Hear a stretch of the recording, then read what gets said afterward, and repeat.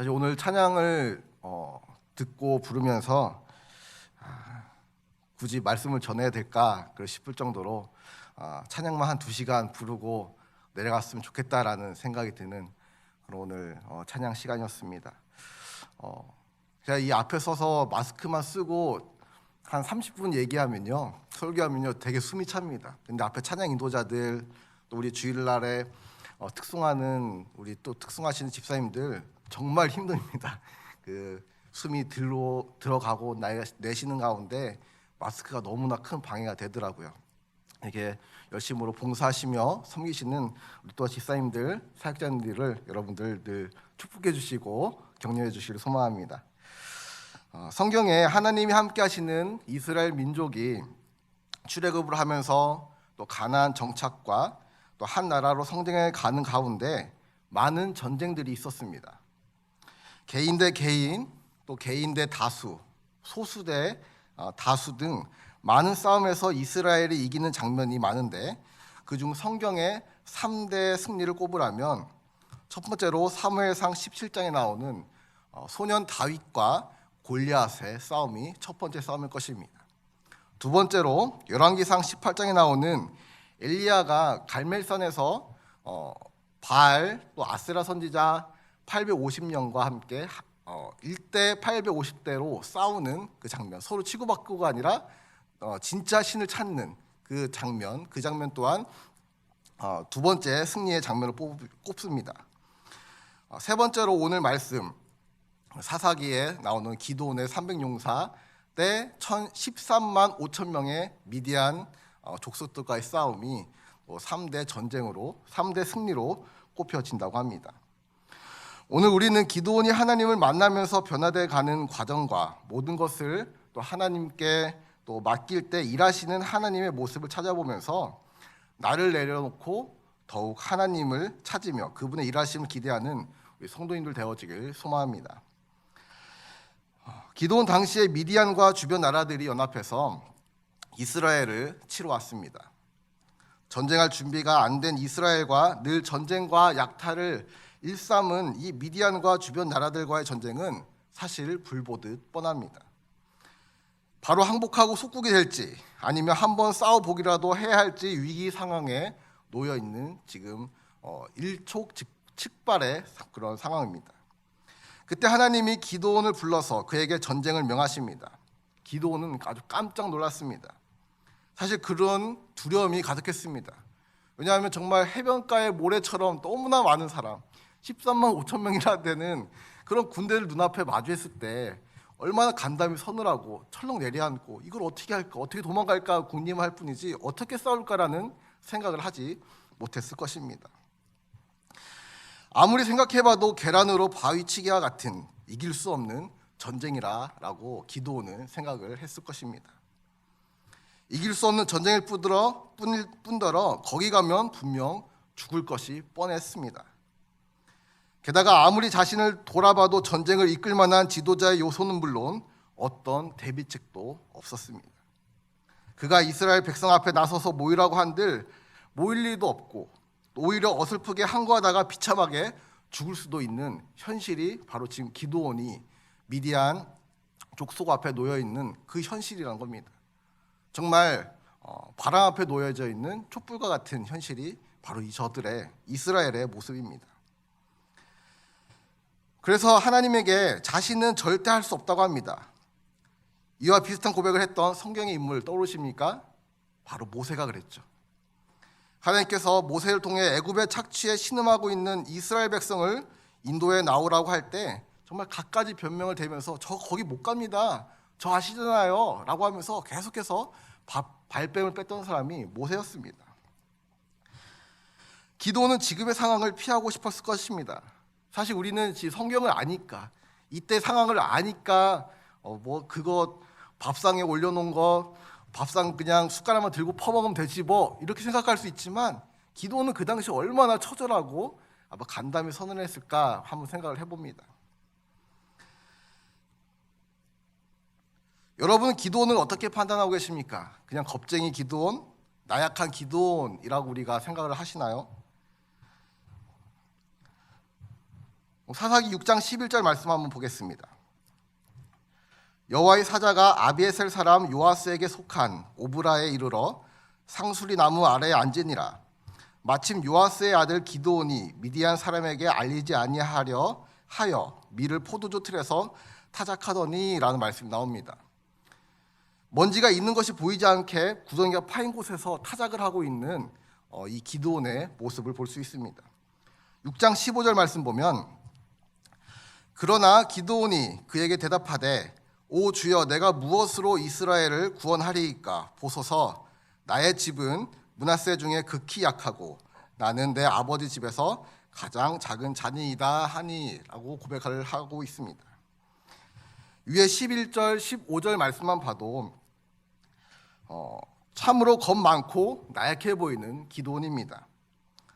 좀 너무 나약하고 겁 많아 보인다는 것을 조금 좀 순화시킨다면 15절 말씀을 통해서 포장한다면 나의 집은 므낫세 중에 극히 약하고 나는 내 아버지 집에서 가장 작은 자니이다라는 말씀을 통해서 우리가 좀 겸손해 보이는 겸손한 기도원으로도 우리가 약간 포장을 할 수 있을 것 같기도 합니다. 그러나 저는 기드온과 여호와의 사자 간의 대화를 통해서 기드온의 다른 모습을 발견하게 되었습니다. 6장 12절 13절 말씀 보면 여호와의 사자가 기드온에게 나타나 이르되 큰 용사여 여호와께서 너와 함께 계시도다 하매 13절 기드온이 그에게 대답하되 오 나의 주여 여호와께서 우리와 함께 계시면 어찌하여 이 모든 일이 우리에게 일어났나이까 또 우리 조상들이 일찍이 우리에게 이르기를 여호와께서 우리를 애굽에서 올라오게 하신 것이 아니냐 한 그 모든 이적이 어디 있나이까 이제 여호와께서 우리를 버리사 미디안의 손에 우리를 넘겨주셨나이다 하니 기드온은요 미디안 사람에게 타작하는 것을 들키지 않으려고 땅을 파서 만들어진 포도주 틀에서 일하는 것을 보아서는 겁이 많은 듯 하면서도 해야 할 일은 또 어떻게 해서든지 하는 그런 인물입니다. 이런 사람을 사실 다루기 쉽지 않습니다. 뭐 못하는 것 같은데 은근슬쩍 뒤로 다 하고 있어요. 뭐 안 돼 막 빼면서도 다 하고 있습니다. 이게 사실 기드온의 모습이에요. 우리가 잘 살펴보다 보면 겁 많은 것 같은데 내숭인 것 같은데 소심한 것 같은데요. 할 말 다 합니다. 할 행동 다 합니다. 분명히 이거 타작하다 걸리면 다 뺏길 거 뻔히 알면서도 숨어서 다 하고 있는 게 바로 이 기드온의 모습이라는 것입니다. 소심한 듯하나 반항기가 있고 욱할 줄도 알고 따질 줄도 아는 자기 주장이 확실한 사람이 바로 기드온인 것입니다. 12절, 13절 말씀만 봐도 딱 기드온의 성격을 알 수가 있습니다. 진짜 소심한 사람은요 따지지도 못합니다. 어떤 해결해야 할 일이 앞에서 꿀먹은 벙어리가 됩니다. 그 산증인이 바로 접니다.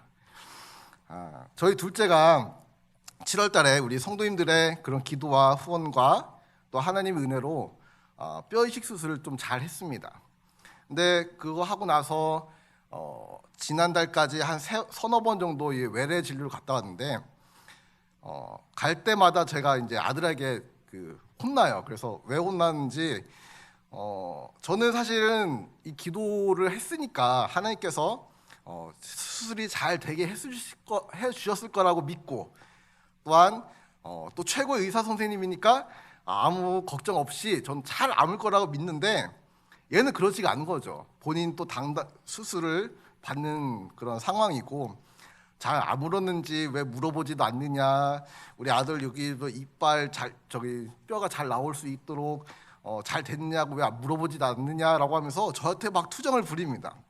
그러면서 급기야는 자기가 수술장에서 나왔는데 왜 아빠는 울지도 않고 있느냐 막 그러면서 저한테 뭐 별의별 걸 얘기해요. 근데 저는 그냥 믿거든요. 그냥 하나님이 다 해주셨어, 다 그냥 건강할 거야, 잘 아물 거야, 괜찮을 거야, 정상생활 가능할 거야 라고 믿는 것 때문에 저는 눈물이 안 나오는 겁니다. 그냥 기쁘고 잘 됐겠지 뭐, 괜찮지 뭐 이렇게 하지. 또 의사 선생님 만나더라도 얘는 또 이게 어때요? 이렇게 물어보지도 않고 얘 잘 됐습니다. 이거 이렇게 하면 돼요. 네 그래요? 그래 이렇게 끝나는데 저희 아들은 왜 아빠는 날 향해서 왜 물어보지도 않느냐 뭐 하면서 막 따집니다. 소심한 사람은요, 내성적인 사람은요 물어보지도 않아요. 뭐 어떤 상황이 벌어지면요 따지지도 못합니다. 기도는요 내성적인 사람 아닙니다. 기도는요 소심한 사람 아니에요. 이러한 상황 놓인 거 보고 하나님 앞에 따집니다. 보통 사람 아닙니다, 사실은. 결정적으로 기도원의 성품을 알 수 있는 장면이 오늘 함께 본 말씀일 것입니다. 6장 36절 보면 기도원이 하나님께 여쭈되 주께서 이미 말씀하신 같이 내 손으로 이스라엘을 구원하시려거든. 이거를 현대인 버전으로 한번 보겠습니다. 현대인 성경으로 보면 그때 기드온이 하나님께 말하였다. 만일 주께서 약속하신 대로 나를 통해 이스라엘을 구원하려고 하시면 37절 초반 그 사실을 나에게 증명해 주십시오. 기도원 보통 사람 아닙니다. 할 말 다 해요. 하나님 왜 이런 일이 벌어졌습니까? 하나님 우리 살리신다면서요. 우리 인도하신다면서요. 왜 이런 일이 벌어집니까? 할 말 다 하는 게 사실 기도원입니다. 여러분은 이러한 기도원의 발언을 보고 무엇을 느끼십니까? 와, 하나님께 역제안을 하다니 정말 당차네? 깡단 있고 대범한데? 라고 느끼십니까? 아니면 저 버릇없는 녀석 같으니라고 이런 생각이 드십니까? 저는 이 본문을 한참 보면서 기도원에 대한 결론을 내렸습니다. 기도원과 300용사로 유명한 기도원도 결국엔 믿음이 없는 죄인이었구나라는 것을 이 말씀을 통해서 좀 뼈저리게 느끼게 되었습니다. 저는 이 본문을 한참 보면서 그런 생각을 했다는 것입니다. 지금까지 아브라함과 이삭과 야곱과 요셉의 하나님, 또한 이스라엘을 출애굽시켜 가나안에 이르게 하신 하나님을 수도 없이 들어왔을 것이고 지금 이 위기의 상황에 하나님을 직접 만났음에도 불구하고 그분의 행하실 일을 기대하긴커녕 인간적이고 세상적인 셈법, 그 셈법이 그대로 남아있는 죄성 가득한 연약한 죄인의 모습을 이 기도원이 여실히 보여주고 있다는 것입니다. 믿음 한 톨도 보이지 않습니다. 그냥 따지고만 있습니다. 하나님을 제대로 알지 못하는 기도원은 하나님 앞에 이렇게 제안합니다. 제가 마당에 양털을 두겠습니다. 그런데 양털에만 이슬이 내리고 그 주변에는 이슬이 맺히지 않게 해주십시오. 그러면 하나님이 제게 주신 사명이라는 것을 믿겠습니다. 이때 하나님은 그래 좋아 내가 그렇게 해줄게 라고 제안을 받아들이십니다. 다음날 아침 일어나 보니 어떻게 돼 있습니까? 그 양털 뭉치에는 이슬이 내려 있는데 주변 땅은 바짝 말라 있습니다. 주변에 이슬이 있으면 그 양털은 축축해지기 마련인데 양털만 축축하고 그 주변은 정말 마른 땅처럼 되어 있었다는 것입니다. 하나님이 기도원의 그런 어쩌면 건방진 기도에 응답을 해주시는 거죠. 그런데 그것도 믿op지 못해 그날 밤 하나님 앞에 한 번 더 기도를 드립니다. 하나님, 내일은 주변에는 전부 이슬이 내리고 양털에만 이슬이 내리지 않게 해주십시오. 주변에 이슬이 내리면 양털은 당연히 이슬을 빨아들일 수밖에 없습니다. 양털만 뽀송뽀송하게 있을 수 있는 일은 불가능하다라고 생각이 되어집니다. 만약 그렇다면 하나님 뜻이란 겁니다. 그리고 다음날 기도원이 요구한 대로 그대로 되어 있습니다. 땅만 젖어 있고 양털은 정말 바짝 말라 있는 상태. 그제서야 기도원은 확신에 차서 이스라엘 백성들을 불러 모으게 됩니다. 여기서 우리가 한 가지 생각해 봐야 할 것이 있습니다. 하나님을 그리고 그분의 능력과 그분의 약속을 믿기는커녕 시험만 하는 기도원이 괘씸할 법도 한데 하나님은 짜증 한 번 안 내시고 그의 얼토당토 않는 요구에 응해 주시는 모습, 하나님에 대한 하나님이 어떻게 하셨다라는 그 이야기가 전혀 나오지 않습니다. 아마도 하나님은 이런 속마음이셨을 것입니다. 그래? 이렇게라도 나 만군의 여호와, 이 만군의 여호와를 믿을 수만 있다면, 신뢰하고 따르기만 한다면 내가 더한 부탁도 들어줄게. 이게 바로 하나님의 마음이었을 것입니다. 우리는 기도원을 보면서 나를 돌아보고 하나님이 어떤 분인지를 알아야겠습니다. 요셉, 다니엘, 욥처럼 준비된 자, 믿음 있는 자, 순결한 자, 그들만 사용하신 분이 아니고 반대로 또 소몰던 막대기로 이스라엘 구원한 삼갈, 저주받은 부정한 사람으로 취급됐던 왼손잡이 에훗, 그 형편없는 집안의 가장 작은 자인 기드온처럼 준비되지 않은 자, 믿음이 없는 자, 순결치 못한 자만을 사용하시는 분도 아닙니다. 하나님은 그분의 영광을 나타낼 수 있는 모두를 사용하시는 게 바로 하나님이신 것입니다. 아무나 사용하십니다. 그 대상이 내가 될 수도 있고 여러분이 될 수도 있고 여러분의 자녀들도 될 수가 있다는 것입니다. 이 의미는 그 대상을 선택하시는 하나님이 주인공이라는 것입니다. 이 말씀에서 주인공은 기드온과 300용사가 아닙니다. 아무것도 보잘것없는 그들을 쓰시는, 일으켜 세우시는 하나님이 바로 주인공이라는 것을 우리는 말씀을 통해서 알아야 할 것입니다. 내가 잘나서 하나님께서 쓰시는 것이 아니라 하나님께서 사용하시기에 잘난 사람이 된다는 의미입니다. 여러분 모두 잘난 사람입니다. 왜냐하면 하나님께서 쓰시는, 하나님께서 그 영광의 도구로 사용하시는 선택받은 존재들이니까 여러분들은 잘난 사람들입니다. 더 이상 잘날 필요가 없습니다. 이미 잘난 사람들이니까요. 믿으십니까? 네, 아멘. 우리는 기도원을 생각하면 뒤이어 7장과 8장에 나온 사건을 통해서 300명의 용사가 13만 5천 명의 대군을 물리쳤다는 것을 우리는 알고 있습니다. 이 말도 안 되는 사건은 다윗 한 사람이 골리앗 한 사람을 물리친 것보다 더 불가능한 일인 것입니다. 300대 14만 5천, 14만 5천이면 얼마나 많겠습니까? 그런데 그 위대한 일을 보면 우리가 깨달아야 할 사실은 기드온이 하나님을 인정하고 또 믿고 그대로 따랐을 때 가능했더라는 것입니다. 그가 하나님 앞에 자신을 사용하시겠다는 증거를 보여달라는 다소 뻔뻔한 요청, 뻔뻔한 시험, 또한 그런 기도하는 것으로부터 시작되었다는 것을 우리는 기억했으면 좋겠습니다. 그냥 아무 기도, 하나님 시험하는 기도 하나님 다 받아주신다는 것입니다. 여러분들 주님 앞에 나와서 기도하십시오. 그래야 문제가 해결되어지고요. 그래야 하나님이 일하십니다.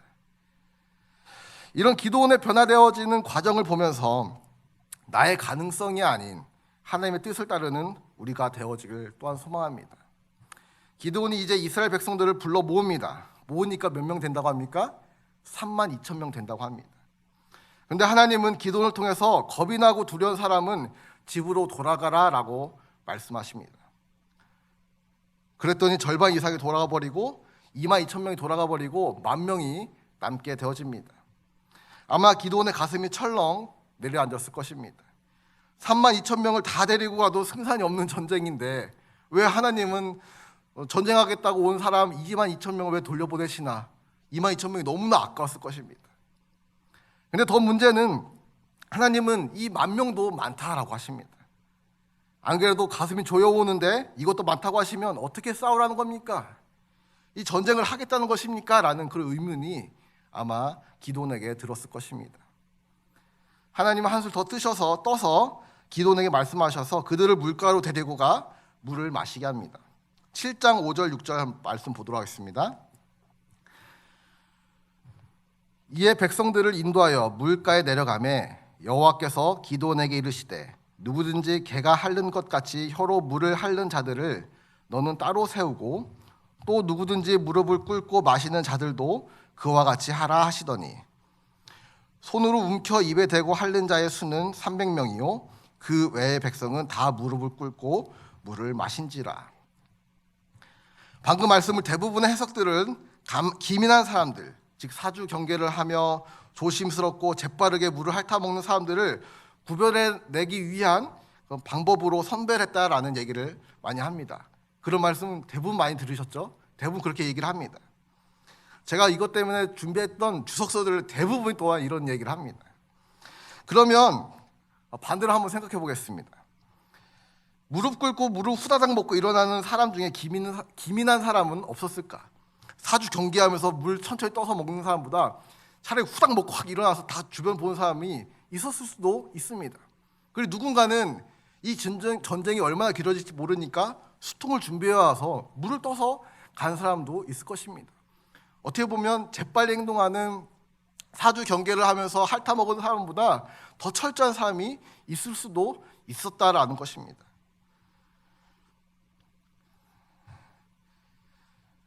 인간적이고 세상적인 셈법, 판단 방법으로 이 말씀을 읽는다면 위와 같은 해석이 맞을 수 있습니다. 하지만 하나님께는 이런 셈법이 전혀 적용되지 않는다는 것을 우리는 알아야 합니다. 하나님은 그저 가장 적은 숫자의 사람들이 나온 경우를 택한 것입니다. 만약에 말씀의 반대로 무릎 꿇고 물을 마신 사람이 300명이고 손으로 떠서 핥아 먹은 사람이 9,700명이라 한다면 하나님은 9,700명을 돌려보내고 무릎 꿇고 먹은 300명을 택하셨을 것입니다. 하나님은요, 전혀 숫자랑 상관없습니다. 한 명 가지고도 일하실 수 있는 분이 바로 하나님이시는 것을 우리는 알아야 하는 것입니다. 그 근거를 7장 2절에서 찾아볼 수 있습니다. 여호와께서 기드온에게 이르시되 너를 따르는 백성이 너무 많은즉 내가 그들의 손에 미디안 사람을 넘겨주지 아니하리니 이는 이스라엘이 나를 거슬러 스스로 자랑하기를 내 손이 나를 구원하였다 할까 함이니라. 여기서 내 손은 하나님의 손이 아닙니다. 본인 스스로의 손들. 이스라엘 백성들이 내가 어느 정도 인원수 채워가고 어느 정도 전략과 또 전술을 가지고 싸워서 이기면요, 하나님이 아닙니다. 내가 싸워서 승리했다라고 합니다. 그러니까 하나님은 그런 걸 철저히 배제시켜버린 겁니다. 아까도 얘기했듯이 핥아먹는 사람이 300명이든 무릎 꿇고 먹는 사람이 300명이든 가장 적은 숫자를 택하실 것이 바로 하나님입니다. 왜냐하면 사람들의 자기가 드러나지 않게 하기 위해서, 하나님의 영광만 드러나게 하기 위해서는 가장 적은 숫자가 필요했던 것입니다. 기드온은 32,000명 모두, 아니 1차 선별되었던 1만 명만으로라도 함께 전쟁을 치르고 싶었을 것입니다. 하지만 하나님은 오히려 그들을 다 돌려보내라고 하십니다. 너희 생각과 내 생각은 달라. 너희는 숫자가 많아야 미디안을 이길 수 있다고 생각하지? 하지만 그렇지 않아. 이 전쟁의 승패는 나에게 있어 라는 것이 바로 하나님의 뜻이라는 겁니다. 이쯤 되면 기드온도 자신의 인간적인 세상을 내어놓고 아유 될 대로 되라 라는 그런 심정으로 하나님께 두 손 두 발 들고 나갔을 것이 분명합니다. 기드온이 모든 것을 하나님께 맡기게 되었을 때 비로소 하나님은 일하기 시작합니다. 우리 가끔 물에 빠진 사람을 구출하는 예화를 듣습니다. 물에 빠진 사람이 힘이 펄펄 나면요, 아무리 수영 잘하고 인명구조에 탁월한 사람도 그 물에 들어가서 그를 구조하지 않는다고 합니다. 힘이 다 빠져서 축 빠져서 익수자가 이제는 물에 빠져 죽겠구나 싶을 때 그때서야 구조대원이 들어가서 저를 구조에 내와서 정말 저를 살린다라고 하죠. 하나님의 일하심을 여기에 비유하면 적절한 예가 될 듯 싶습니다. 나의 나됨이 내 능력이라고 생각하는 죄성이 꿈틀대고 있는 한 하나님은 역사하시지 않습니다.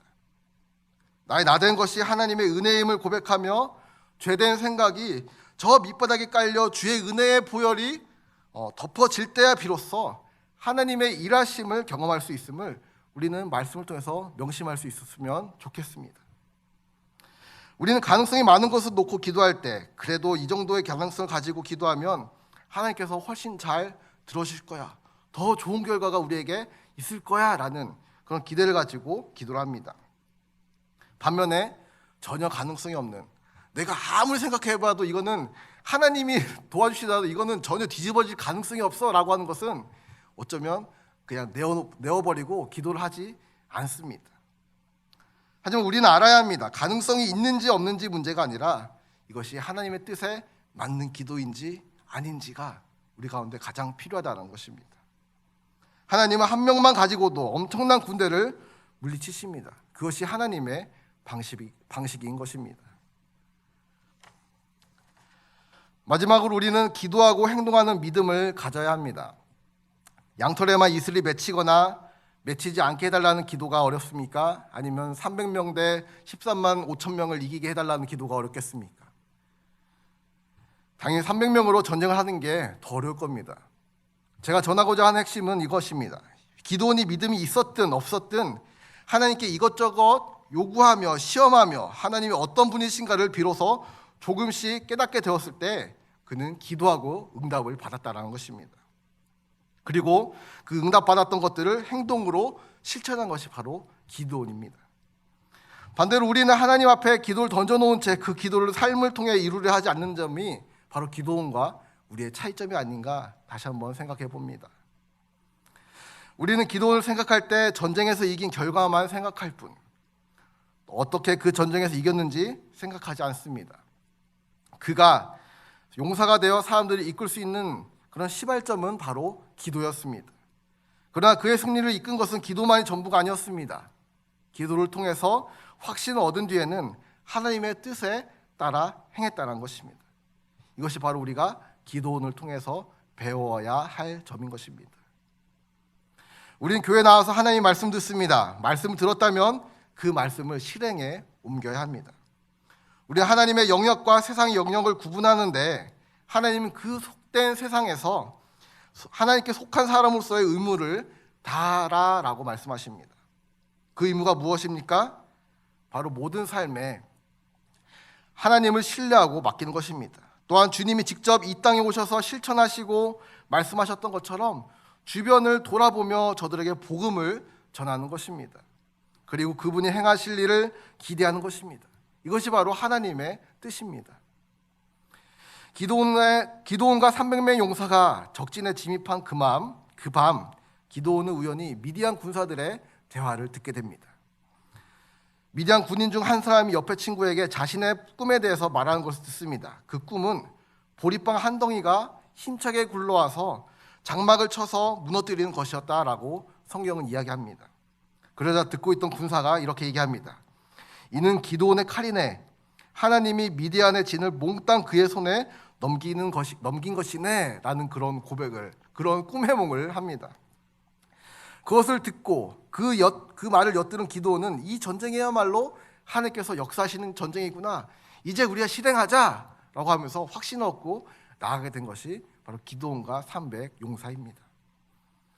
확신에 찬 그는 300명 모두에게 횃불을 넣은 항아리를 숨긴 채 적진으로 들어가게 합니다.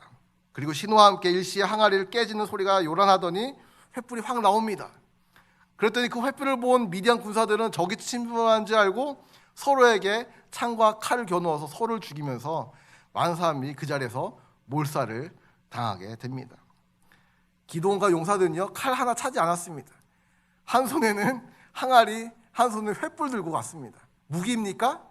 아니요. 무기가 아닙니다. 하나님은요, 무기가 아닌 것으로도 이길 수 있는 분이 하나님입니다. 인간의 셈법, 인간의 판단으로 가늠할 수 없는 분이 바로 하나님이시라는 겁니다. 하나님의 뜻이라고 또 그대로 따랐을 뿐인데 그들은 손에 피 한 방울 묻히지 않고 엄청난 대승을 맞이하게 됩니다. 결국 하나님께 드리는 기도는 마침표가 아니라 하나님의 영광을 드러내기 위한 동기와 시작이라는 것을 오늘 기도원의 말씀을 통해서 우리가 알 수가 있습니다. 오늘 하나님 앞에 열심히 기도하는데 이제는 하나님이 알아서 해주시겠지 하고는 룰랄라 노래하며 가는 게 아니라는 것입니다. 기도원을 보면서 우리는 이렇게 적용해야 합니다. 오늘 하나님께 기도하며 모든 것을 맡겼으니 이제는 하나님을 붙들고 나가서 그의 일하심에 사용되어지며 그의 영광의 자리에 참여할 것이다. 이것이 바로 우리의 기도가 되어야 할 줄로 압니다. 이제 말씀 맺겠습니다. 요즘 나온 책 중에 바리스타로 오신 예수라는 그런 책이 있습니다. 이 책을 내신 분이 몇 년 전부터 그 페이스북에 글과 그림을 연재를 하고 있었고, 저도 이제 학생부 주보에다 이분의 글과 그림을 연재를 하고 있었는데 이제 10월 달에 이것이 책으로 출간돼서 나왔더라고요. 제목이 너무나 와닿습니다. 바리스타로 오신 예수. 현재 우리 삶 속 깊숙이 들어와 있는 카페처럼 우리 삶에 가까이 오신 예수님께서 동네 아저씨처럼 우리에게 커피를 내려주시는 그 푸근한 인상에 일하시는 모습은 보는 이로 하여금 미소를 절로 짓게 합니다. 하나님은 그저 관망의 대상이 아닙니다. 그는 우리 삶에 깊숙이 다가오셔서 우리의 기도에 귀 기울이시고 또 일하시는 분임을 우리는 또 발견하시길 소망합니다. 기도는 끝이 아니라 시작입니다. 기도는 내가 죽고 하나님의 살아 역사하시는 장이 바로 기도인 것입니다. 우리의 삶 가운데 역사하시는 하나님을 의지하며 기도의 자리에 서시는 우리 귀한 성도님 되어지길 소망합니다. 그리고 엘리야가 바알과 아세라 선지자 850년과 갈멜산에서 대결할 때에 주 앞에 부르짖고 저 멀리 조그마한 구름 하나 보고 그 역사심을, 하나님의 역사심을 확신했던 것처럼 우리 또한 그렇게 하나님 일하심을 기대하는 우리들 되어지길 소망합니다. 놀라운 하나님의 역사를 경험하기 원하십니까? 그러면 그분을 믿고 맡기십시오. 그리고 그의 일하심을, 그의 역사심을 기대하십시오.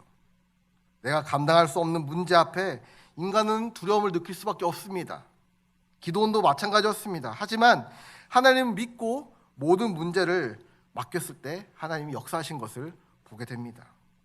하나님이 건져내시고 기뻐 감사의 찬송을 부르며 영광을 거두시는 그런 승리의 순간이 우리 사랑하는 강남 비전교회 성도님들과 함께하기 원하며 말씀을 마치도록 하겠습니다.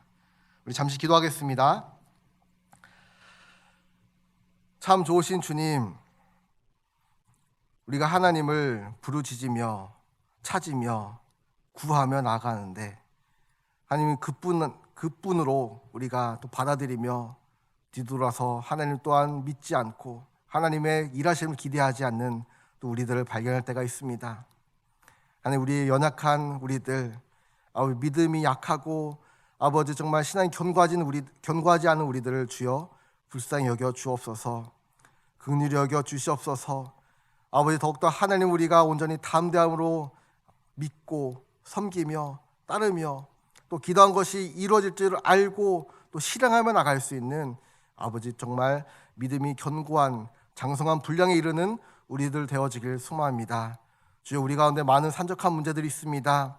또 우리 가운데 많은 기도의 제목들이 있습니다.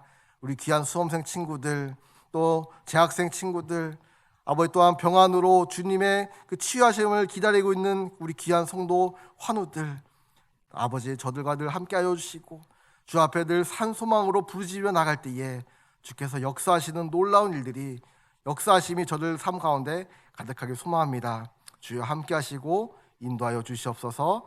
살아계신 예수 그리스도의 이름으로 기도합니다. 아멘.